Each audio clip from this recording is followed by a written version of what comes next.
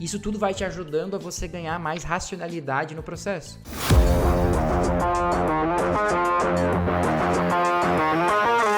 A recomendação realmente que vocês que estão começando a caminhada de vocês, desfrutem muito dessas primeiras conquistas, afinal, elas importam e muito. Vocês vão, para quem principalmente vai querer seguir carreira, vai querer continuar, e para quem já tem alguns anos no poker, vai saber o que eu tô falando, olhar para trás e relembrar dos primeiros torneios cravados, as primeiras conquistas, as primeiras barreiras que você vai quebrando no jogo, é uma coisa muito, muito legal mesmo. Então valorizem muito as suas primeiras conquistas e continuem crescendo, continuem estudando, que certamente novas vão chegar. E pode parecer meio dramático eu falar isso, mas eu começo por essa introdução para dizer que por várias vezes vocês vão me ver cometendo erros, cometendo jogadas duvidosas, mas o mais importante, e é isso que eu gostaria é essa mensagem que eu gostaria que ficasse em vocês, é essa mentalidade realmente de jogar cada mão abraçado no processo. Jogar cada mão imerso naquilo que você acreditava, naquele nível de conhecimento e habilidades que você tem para aquele momento e como você conseguiu desenvolver em cima disso. O resultado específico, ele vai ser algumas vezes para você, outras vezes para os oponentes. A gente espera, né, com nossos estudos que sejam na maior parte das vezes para nós, né? Porém, eles são resultados específicos, eles são resultados de curto prazo. Agora, o processo não, o processo está lá, né?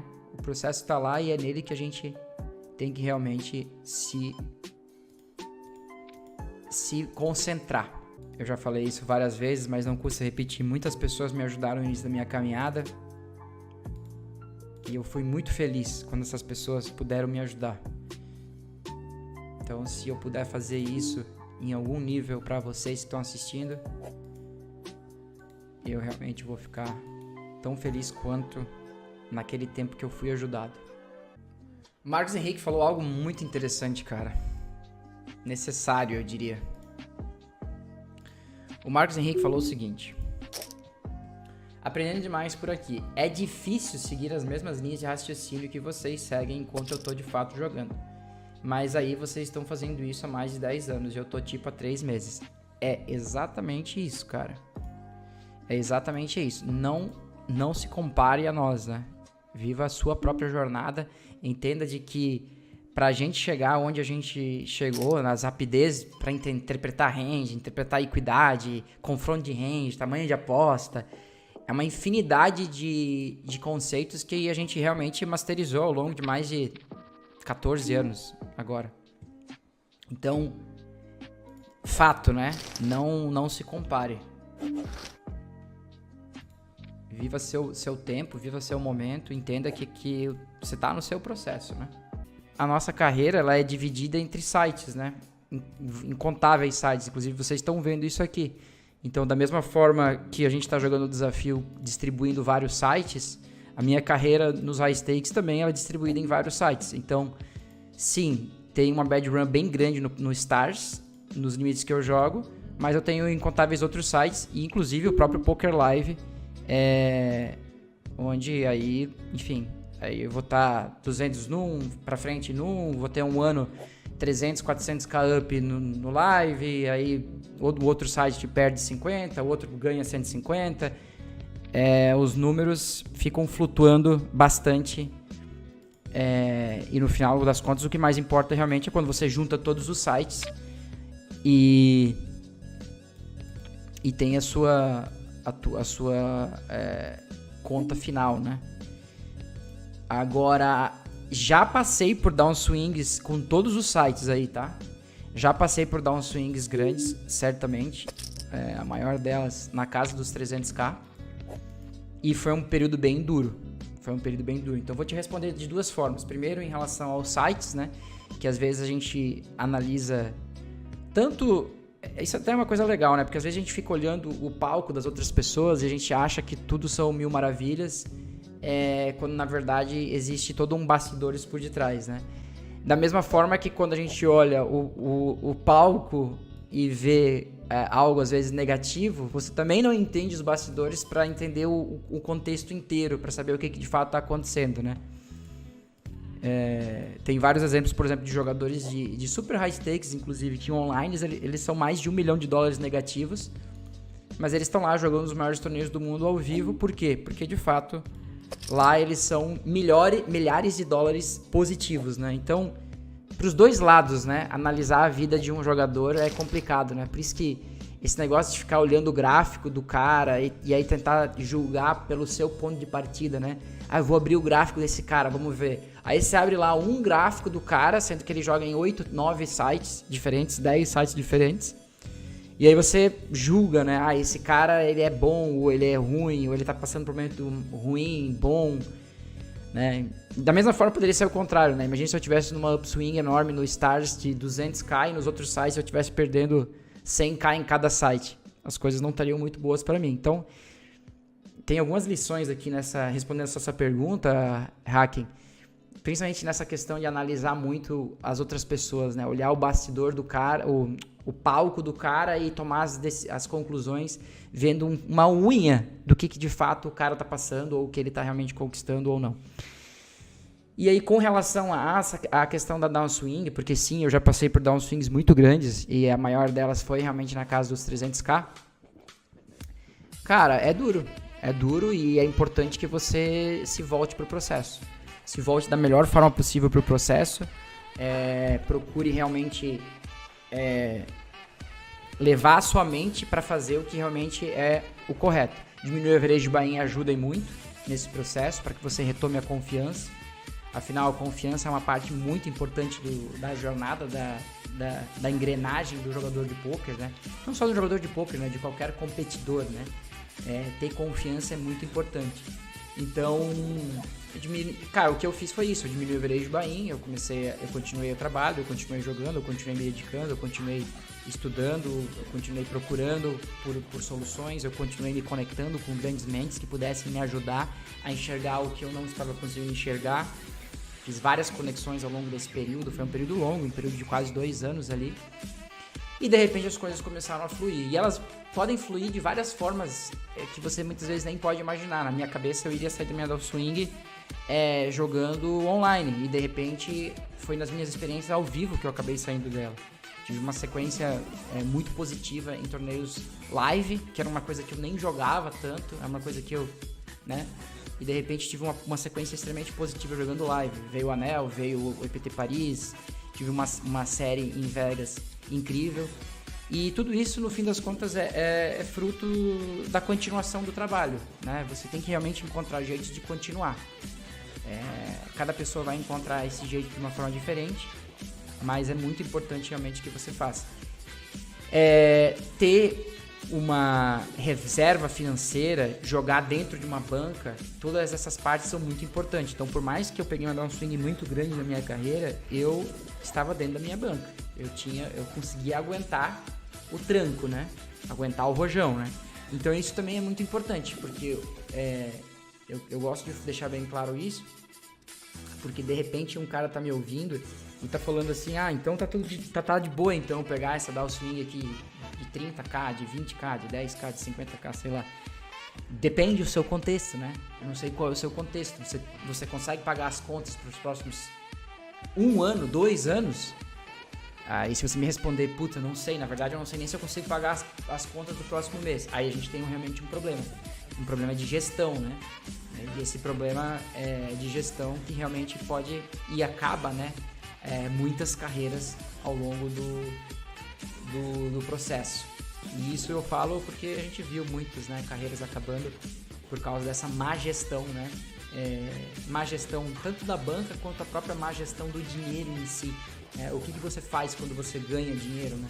Como que você lida, né? Qual é o seu relacionamento com o dinheiro? Então são vários elementos interessantes.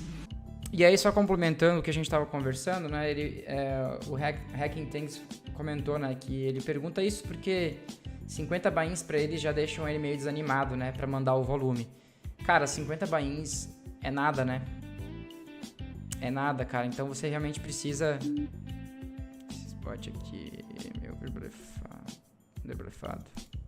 Então você precisa realmente estudar mais a natureza do jogo, né? entender realmente os processos, entender você mesmo também, entender se torneios é pra você de fato. Para isso eu recomendo fortemente que você leia o livro O Jogo Mental do Poker, que inclusive a galera do encontro ao vivo do Tropa de Elite ganhou no último evento que a gente fez, o primeiro evento ao vivo da High Life. Ele tá até encapadinho aqui, bem bonitinho. Esse livro aqui, O Jogo Mental do Poker. Leia ele, entenda a natureza do jogo e você vai conseguir também entender se o poker é pra você, né? E às vezes o poker é pra você, mas de repente os torneios, a grade que você tá tendo é uma grade com muita variância. Mas ainda assim, esse comentário dos 50 torneios que você bricou, aí é um problema, né? Porque... É um problema porque você... Vamos só pagar isso aqui, né, galera? Bora, quem tá com nós? Quem tá com nós? 25 de 30? A gente vai ao quê? 15 de 30? Quem tá com nós? Quem tá com nós? Vamos, pessoal, vamos.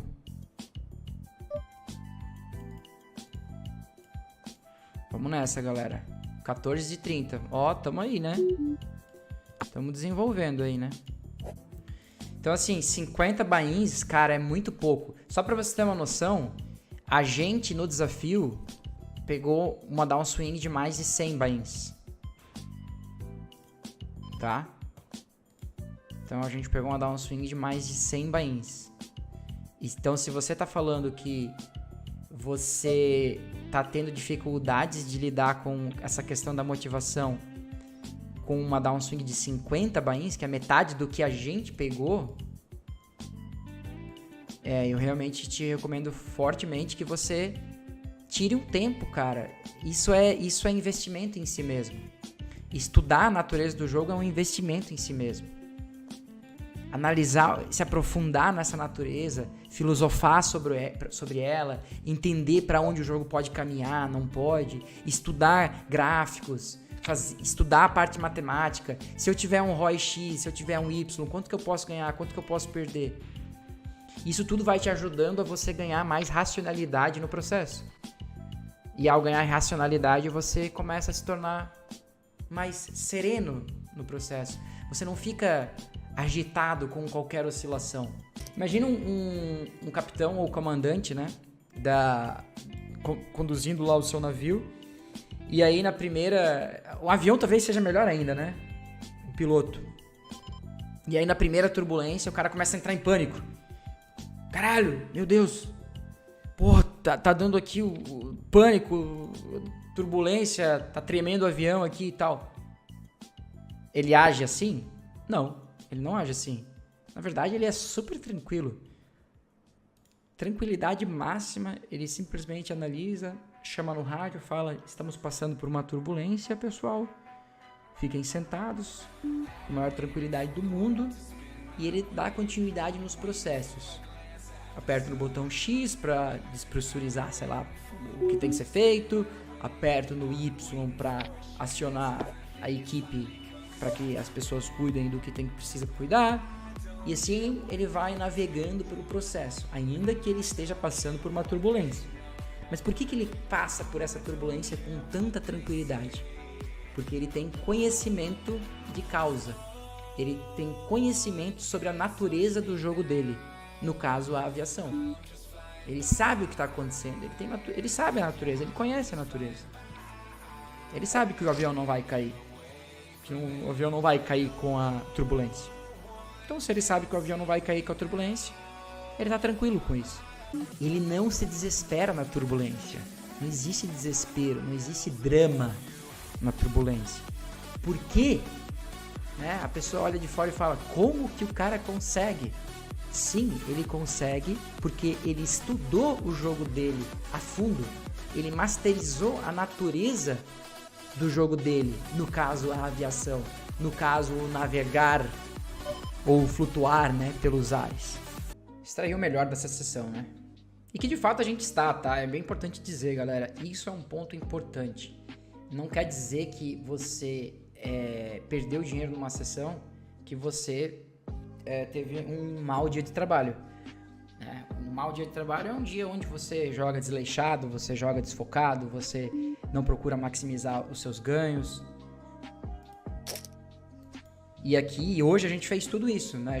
Desculpa, não o negativo, né? A gente fez tudo aquilo que estava sob nosso alcance, né? Então, extremamente focado, dedicado em cada cenário, passando pelas fases mais difíceis.